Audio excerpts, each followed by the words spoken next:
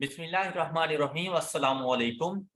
बेटा previous lecture में हम लोगों ने एग्जांपल नंबर 10 को डिस्कस कर लिया था, इन्वेस्टमेंट प्रॉपर्टी। आज हम लोग लास्ट एग्जांपल कॉम्प्रिहेंसिव एग्जांपल्स में से एग्जांपल नंबर 11 ये हम लोग डिस्कस करने जा रहे हैं। Requirements: prepare notes on property plant and equipment and investment property for inclusion in GL's financial statement for the year ending 30th June 2022. Comparative figures and column for totals are not required. अब बेटा हम लोगों ने जो notes बना के देने हैं on property plant equipment and investment है तो दोनों ही नॉन करंट एसेट्स ना, तो हम लोग note on non current asset मतलब इस तरह से बना सकते हैं। यहाँ पे देखें, आपने बिल्कुल ऐसे ही कंपनी ने notes to the financial statements आप लोगों ने लिखना है। उसके बाद for the year ending 30 June 2022। अब हम लोग अपने क्वेश्चन का स्टार्ट करेंगे 1 जुलाई 2021 से और यहां पर जाके देखें क्वेश्चन को। Following information pertains to non current assets of GL. GL purchased a manufacturing plant for rupees 340 million on 1st January 2021. हमारे क्वेश्चन का स्टार्ट कब हो रहा है? 1 जुलाई 2021। 6 मंथ्स इसको हो चुके हैं, तो इसके ऊपर 6 मंथ की डेप्रिसिएशन भी होगी। इसका कॉस्ट का भी बैलेंस मिलेगा और इसकी क्यूमुलेटिव डेप्रिसिएशन का बैलेंस भी हमें मिलेगा। On that date, the plant had an estimated useful life and residual value of 13 years and 60 million respectively. The revalued amounts and residual values are as follows. Revalued amounts मतलब हम लोग इसको revalue कर रहे हैं, रिवैल्यूएशन मॉडल है वो, और जब जब रिवैल्यू करते हैं हम लोग चेंज इन अकाउंटिंग एस्टिमेट्स भी लेकर आते हैं, उसकी रेजिडुअल वैल्यू भी हमें बता दी 30 जून 2021 और वो हमारे पास कितना है 304। एंड अब अगर आप लोग गौर करें, मैंने क्वेश्चन का स्टार्ट कब करना है 1 जुलाई 2021, रीवैल्यू कब हो रहा है 30 जून, और हमारी ये रीवैल्यूड अमाउंट ही हमारे पास ओपनिंग के तौर पर आएगी और क्यूमुलेटेड एप्रिसिएशन नील होगी, क्योंकि इसी दिन जो भी 6 मंथ की डेप्रिसिएशन थी वो सारी रिवर्स हो चुकी है, एलिमिनेट हो चुकी है accumulated depreciation at the date of revaluation. ये बात क्लियर हो गई? अच्छा, और अब जब 304 को हम लोगों ने जाकर डेप्रिशिएट करना है, उसमें रेजिडुअल वैल्यू हमारी 54 आएगी, तो ये मतलब डेप्रिशिएबल अमाउंट 250, 304 माइनस 54 अगर स्ट्रेट लाइन मेथड है तो depreciable amount 250 divided by useful life total कितनी थी, लेकिन कितना अरसा गुजर गया, हाफ ईयर 6 मंथ, तो 12.5 250 डिवाइडेड बाय 12.5 तो 20 मिलियन की डेप्रिसिएशन आ जाएगी। ये बात क्लियर हो गई? ये बात क्लियर? और इस साल करंट ईयर के एंड पर आपने इसको दोबारा रीवैल्यू किया तो आपने इस 20 मिलियन का रिवर्सल कर देना है और आपका एसेट 315 पे चला जाएगा, और इसके अकॉर्डिंगली हम लोग इसके ऊपर रिवैल्यूएशन सरप्लस या लॉस को ट्रीट कर लेंगे। मतलब हमारे पास जो क्लोजिंग बैलेंस आएगा कॉस्ट का वो 315 और एक्यूमुलेटेड एप्रिसिएशन नील और क्लोजिंग WDV 315 होगी। ये बात क्लियर है? नेक्स्ट देखो, अब देखिए वैसे प्लांट की वर्किंग सबसे ज्यादा इजी थी, अगर कोई और इसकी इंफॉर्मेशन नहीं है तो सबसे ज्यादा इजी वर्किंग थी। अब warehouse owned by GL was given on rent. बेटा अगर रेंट पर दिया गया हो तो फिर इन्वेस्टमेंट प्रॉपर्टी होता है। बात क्लियर? बात clear? On 1 January 2022 current year में हम लोगों ने ये रेंट पर दिया। Previously the warehouse was in use of, मतलब 1 जनवरी 2022 तक आपने उसको IS 16 PPE का पार्ट रखना है और 1 जनवरी को जाकर आपने उसको ट्रांसफर कर देना है इन्वेस्टमेंट प्रॉपर्टी में। क्लियर हो गई ये बात? अब नेक्स्ट देखें, The warehouse was acquired by GL on 1st July 2019 at a cost of rupees 200 million and is being depreciated at 10% per annum on reducing balance method. Fair value of the warehouse on various dates are as follow. 1st January 2022, जिस दिन fix asset से investment property बना उस दिन उसकी fair value 206, और जब हमारा अकाउंटिंग ईयर एंड हुआ तब उसकी फेयर वैल्यू 214 है. Next, rentals earned for the year ending 30th June 2022 amounting to rupees 10 million, out of which rupees 6 million is still outstanding. अब बेसिकली ये टोटल हमारा रेवेन्यू हो गया, प्रॉफिट और लॉस अकाउंट को चार्ज कर देंगे और उसमें से 6 मिलियन ये हमारी करंट एसेट्स बन जाएगा. स्टिल आउटस्टैंडिंग, हम लोगों ने रिसीव करना है लेकिन अभी तक रिसीव नहीं किया, तो टोटल रिसीव कितना कर लिया? 4 million, right. GL acquired a property comprising of 3 similar showrooms.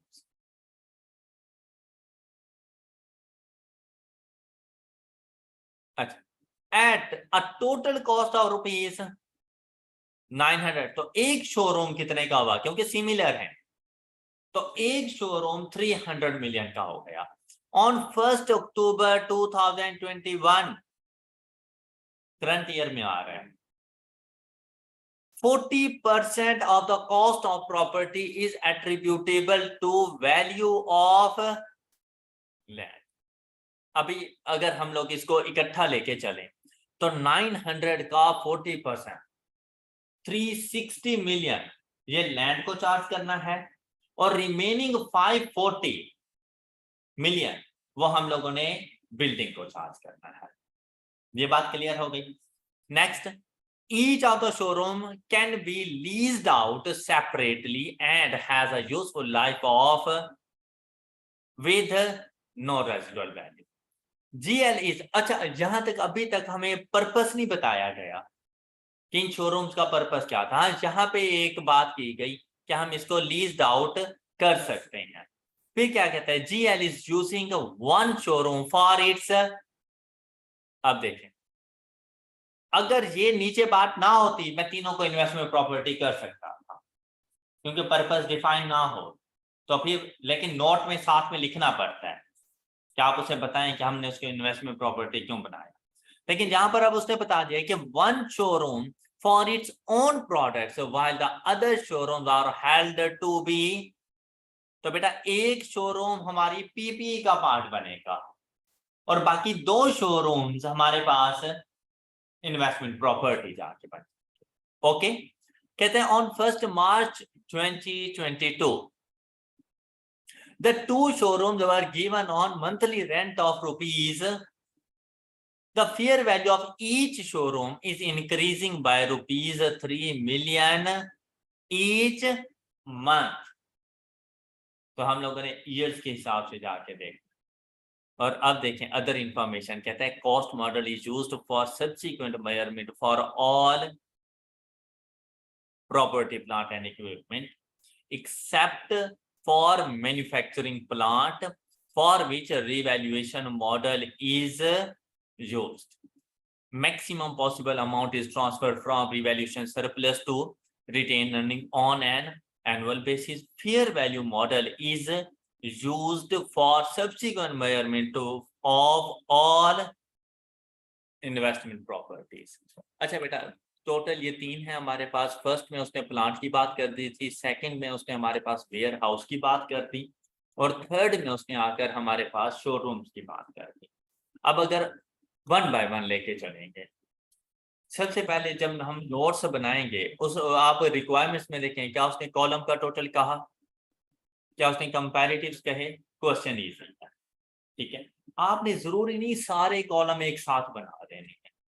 आप जो क्वेश्चन सॉल्व कर रहे हो आप उसका कॉलम पहले बना लो. जैसे सपोज मैं आपसे कहूं कि मैं प्लांट को सबसे पहले सॉल्व करने जा रहा हूं, आपने स्पेस जरूर छोड़ देनी है लेकिन यहां पर आके सिर्फ एक प्लांट लिख देना है, बाकी सारा खाली छोड़ देना है.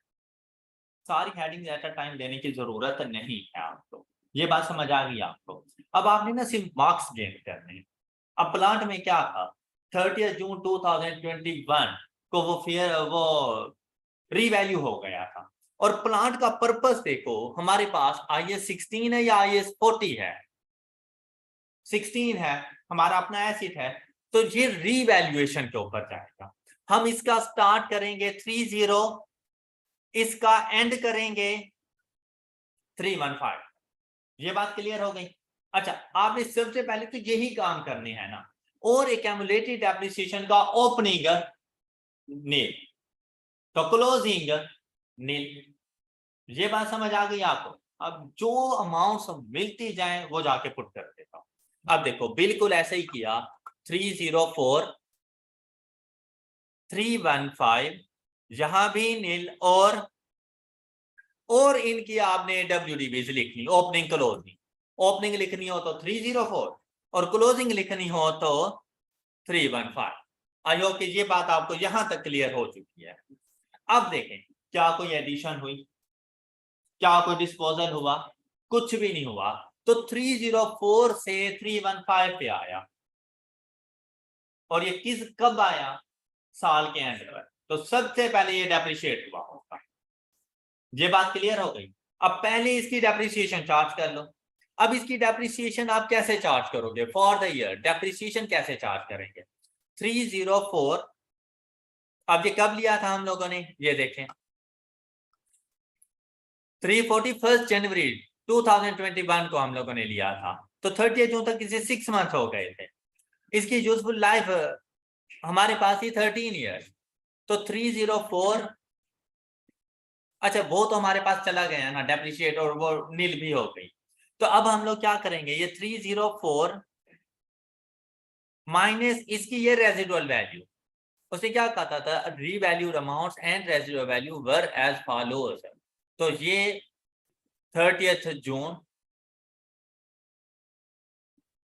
Divided by 12.5। तो देखिए इसकी डेप्रिसिएशन एक्सपेंस क्या आ रहा है हमारे पास जी। नहीं, अब ये तो पूरे साल के लिए चलेगा ना, 30 जून से लेकर नेक्स्ट 30 जून 2022 तक, पूरे साल के लिए जी। 20 ये इसकी डेप्रिसिएशन का एक्सपेंस आ रहा है। अच्छा, ये वैसे 304 माइनस 60 डिवाइडेड बाय 12.5 करें।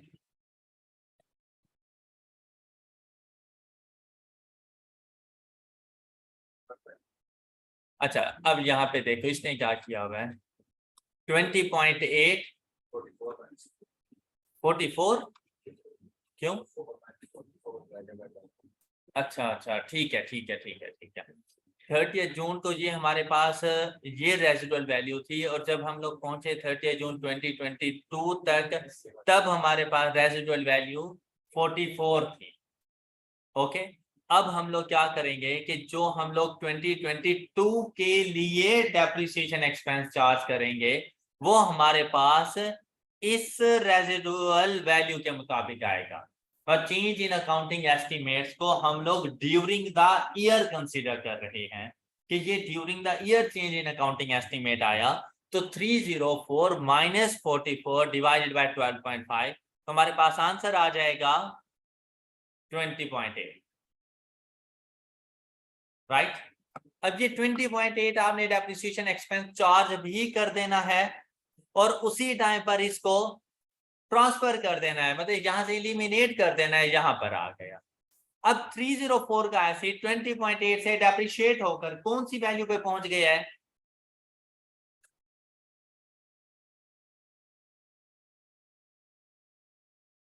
इसकी WDB 283.2, और हम लोग इसको कहां पे लेके जा रहे हैं? 315। तो देखिए कितने का इंक्रीज आया इसमें, 31.8, और ये आपका प्लांट कंप्लीट हो गया। अब बेटा इसमें बस छोटा सा ट्विस्ट ये था कि आप लोगों ने इस चेंज इन अकाउंटिंग एस्टिमेट्स को, जो 30 जून 2022 रीवैल्यूड अमाउंट तो 30 जून की ही है, लेकिन ये जो चेंज इन अकाउंटिंग एस्टिमेट है ये फॉर द ईयर 2022 करना है आपने। For the year during the year change in accounting estimate. तो 2022 की डेप्रिसिएशन चार्ज करनी आपने 304 पर है, लेकिन इसके लिए जो आप लोगों ने रेजिडुअल वैल्यू कंसीडर करनी है वो 44 करनी है, 54 को नहीं करना। क्लियर होगी बात? और आप लोग 12.5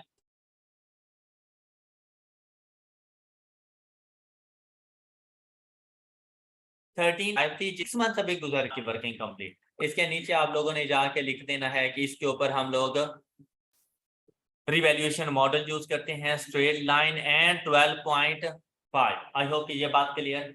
अगर कैरिंग वैल्यू कॉस्ट मॉडल, तो अब खुद देखें यहां पर कैरिंग वैल्यू कॉस्ट मॉडल कितने का था ये प्लांट, ये देखें इस तरह से 340, हाँ जी, माइनस 60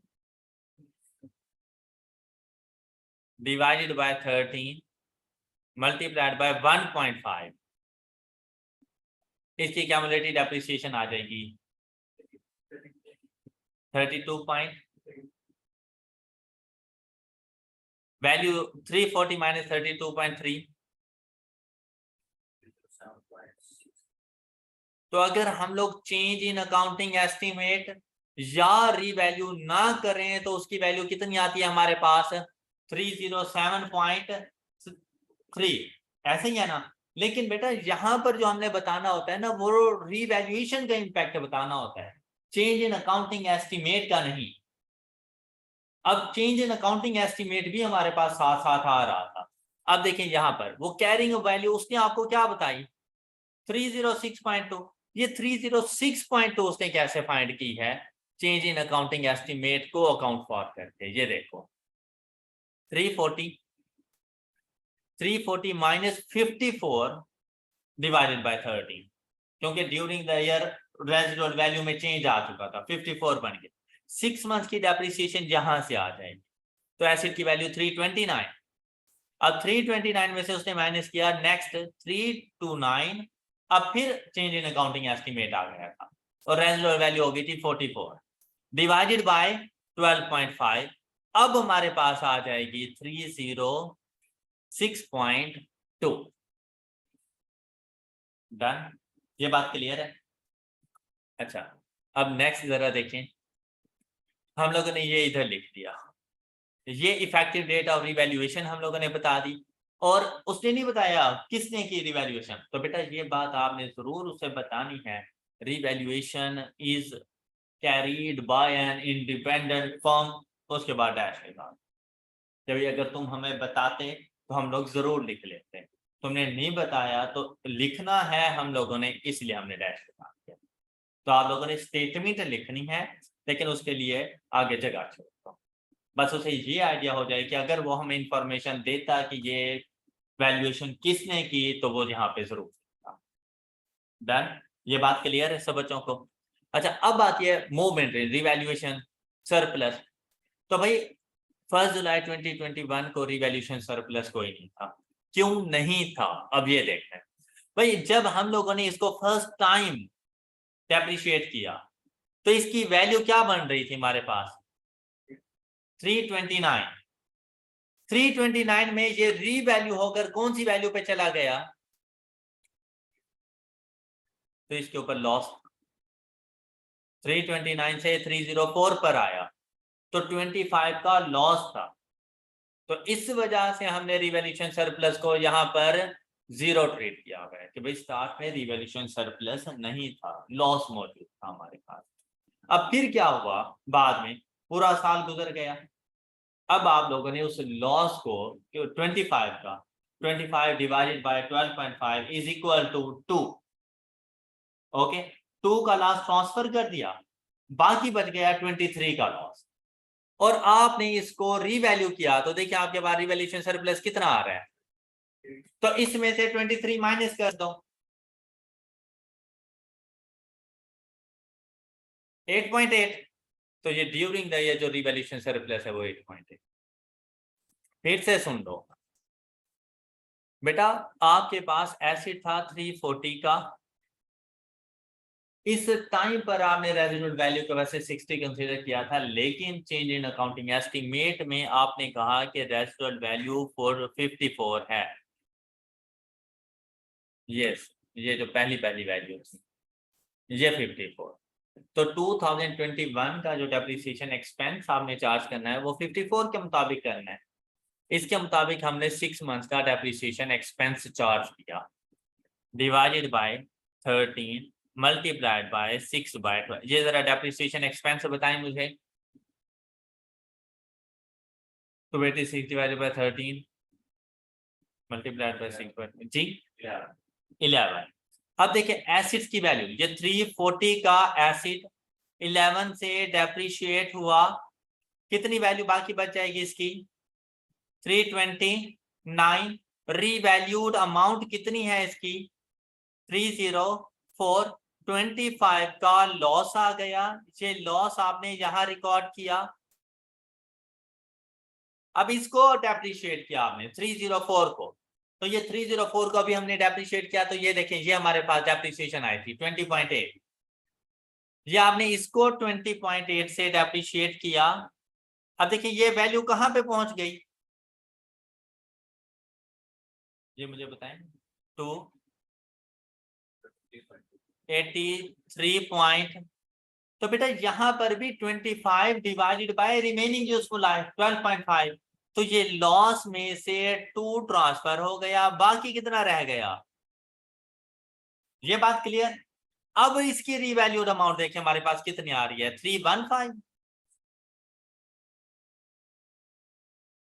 जी, और कितने का इंक्रीज आ रहा है 31.8। इसमें से 23 ये कैंसिल होगा, तो रीवैल्यूएशन सरप्लस कितना आ जाएगा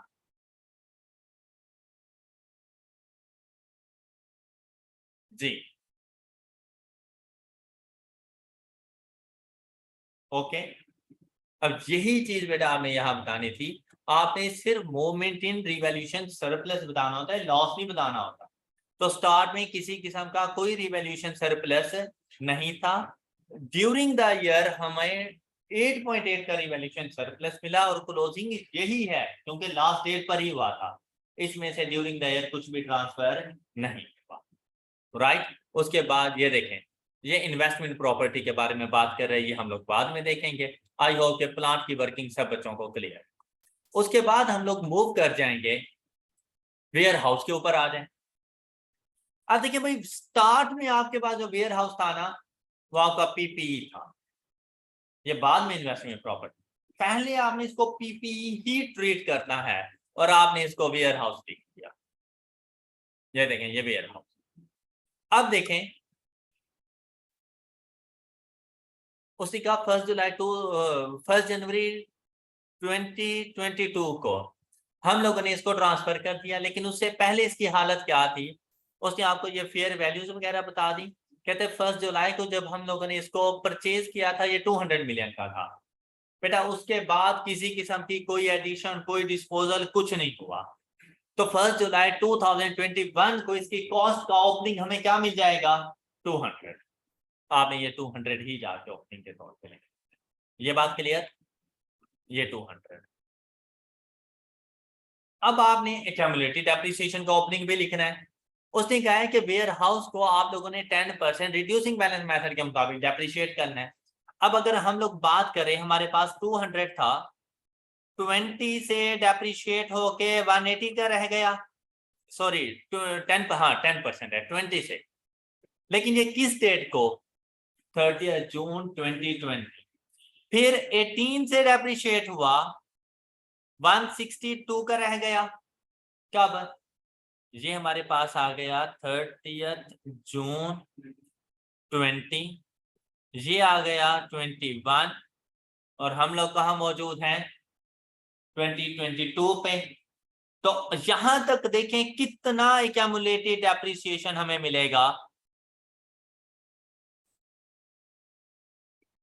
20 + 18।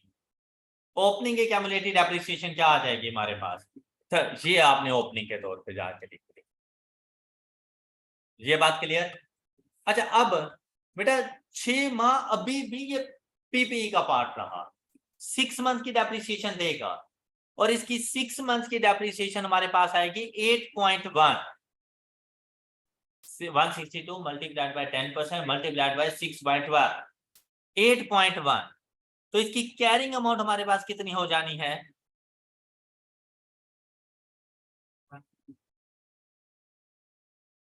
एट पॉइंट वन जाके आपने डेप्रिशिएट करना है, depreciation expense for the year. और अब ये इन्वेस्टमेंट प्रॉपर्टी को ट्रांसफर हो गया, तो क्या अपनी डेप्रिसिएशन रखेगा? खत्म कर देगा। एक किस्म का ये आप डिस्पोजल ट्रीट करें, तो बेटा इसकी सारी क्यूमुलेटिव डेप्रिसिएशन मिल करके इसको जीरो कर दो। और जब ये अब आपका एसिड ही नहीं रहा तो आपको बैलेंस कैरी डाउन में कोई अमाउंट देगा? कुछ भी नहीं देगा, खत्म कर दो, जीरो आ गया। ये बात क्लियर है? अब तो आप यहीं पर उसे देख लो कि आप इन्वेस्टमेंट प्रॉपर्टी में इसको कितनी अमाउंट से भेज रहे हो, क्योंकि हमें कहा गया था इन्वेस्टमेंट प्रॉपर्टी के ऊपर फेयर वैल्यू मॉडल है, और अगर इन्वेस्टमेंट प्रॉपर्टी पे फेयर वैल्यू मॉडल है तो आपने अकॉर्डिंग टू IAS 16 इसके ऊपर रिवैल्यूएशन सरप्लस या लॉस को रिकॉर्ड करना है। क्लियर? अब आप देखो, आपने इस 46.1 को यहां पे ट्रांसफर किया, 200 में से 46.1 माइनस किया, तो आपके पास एसिड की देखें वैल्यू क्या बच गई? 153.9। At the date of transfer इसकी कैरिंग अमाउंट कितनी है? 153.9। जबकि इसकी फेयर वैल्यू कितनी है? तो कितने का इंक्रीज आ रहा है इसमें? 52 पॉइंट, ये बेटा रिवैल्यूएशन सरप्लस आ जाएगा 52.1। और ये 206 कहां ट्रांसफर हो जाएगा? Investment property. कोई इशू? ये जहां तक बात क्लियर है सब बच्चों को? अच्छा, अब देखें बेटा, इसको पहले कंप्लीट कर लें आप। ये 206 और ये 52.1 आपके बाद रिवैल्यूएशन। अब ये माइनस क्यों किया? क्योंकि यहां से ये ट्रांसफर होकर इन्वेस्टमेंट प्रॉपर्टी, और इन्वेस्टमेंट प्रॉपर्टी में जाकर आप लोगों ने वेयर हाउस लिखना है। ये देखो, ये वेयर हाउस, लेकिन बेटा 1 जुलाई 2021 को आपके पास कोई वेयर हाउस नहीं था। ये क्या हुआ? Transfer from honours occupied property, कितने का? 20। अब ये फेयर वैल्यू मॉडल है, तो क्या डेप्रिशिएट होगा? नहीं। तो देखो साल के एंड पर उसकी फेयर वैल्यू क्या है, तो कितने का इसमें इंक्रीज आ रहा है? और ये 8 कहां चला जाएगा? प्रॉफिट और loss account, fair value gain के तौर पर। ये बात क्लियर हो गई? और यही जाके आपने इधर लिख देना है,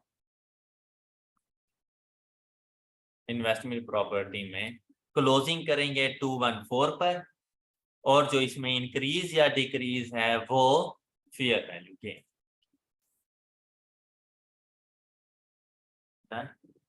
कोई मसला इसमें? अब नेक्स्ट चलते हैं। अब हम लोगों ने इसको भी कंप्लीट कर लिया, अब शोरूम की बात आती है। वेयर हाउस आई होप कि आप सब बच्चों को समझ आ चुका है।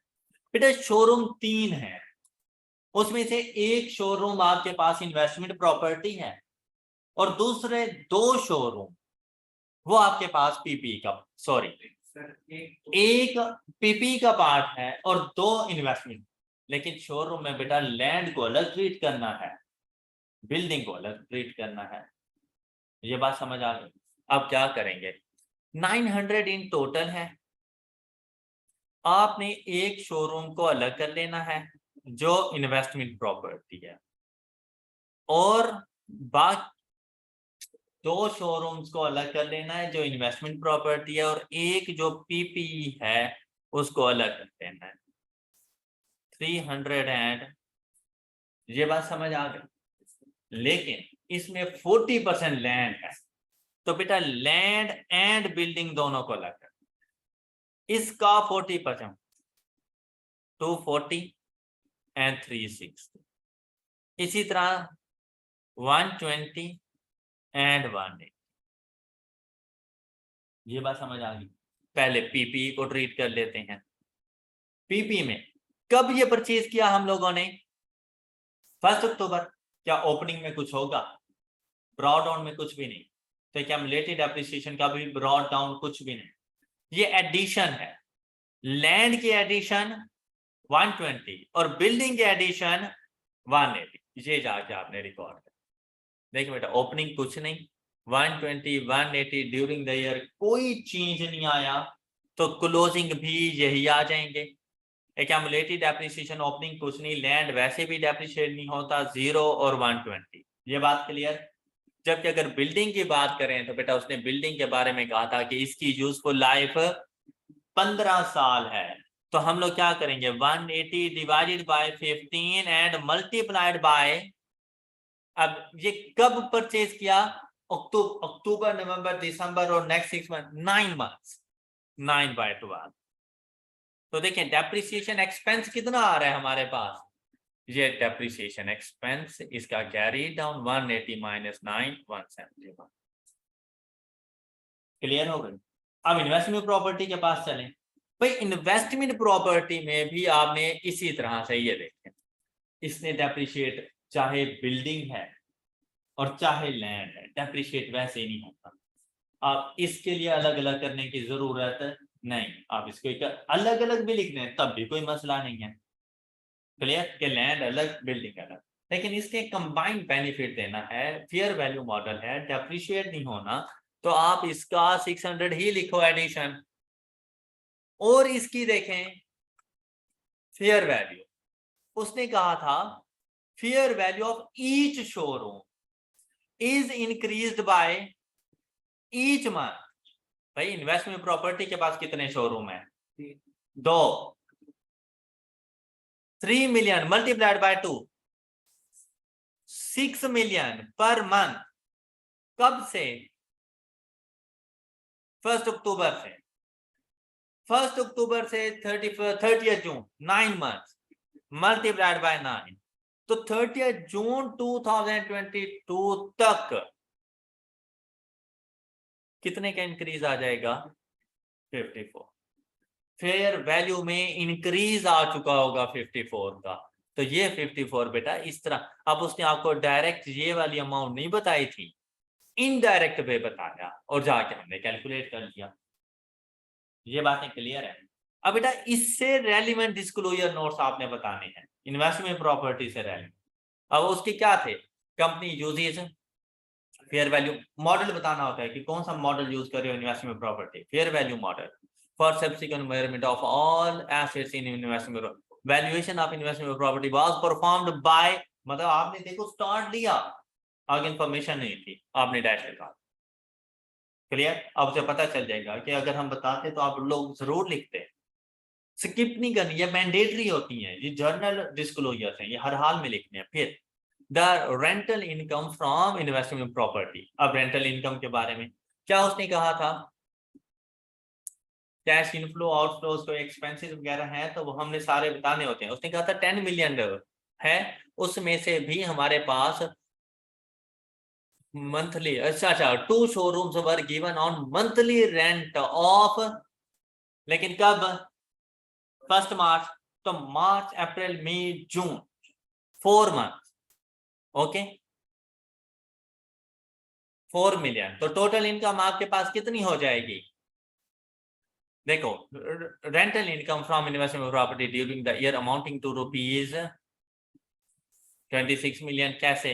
10 मिलियन पहले था वेयर हाउस वाला, 10 मिलियन और 16 मिलियन आपको यहां से मिला। क्लियर? अलग अलग करके भी बता सकते हो। 10 वेयर हाउस, ये लास्ट लाइन 10 मिलियन